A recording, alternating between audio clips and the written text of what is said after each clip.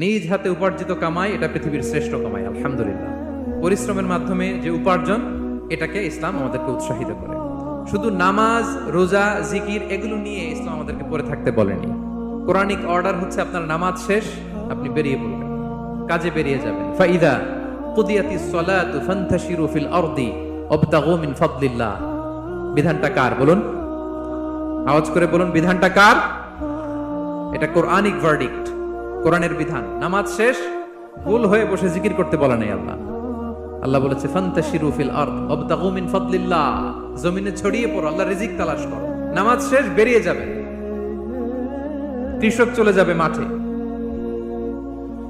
শ্রমজীবী চলে যাবে ফ্যাক্টরিতে, শিক্ষকরা চলে যাবে তাদের শিক্ষা প্রতিষ্ঠানে, কর্পোরেট ওয়ার্ল্ডের লোকেরা চলে যাবে তাদের প্রতিষ্ঠানে। ডেভেলপমেন্ট করতে হবে, সিভিলাইজেশন করতে হবে। নামাজের পরে গোল হয়ে বসে থাকা চলবে না।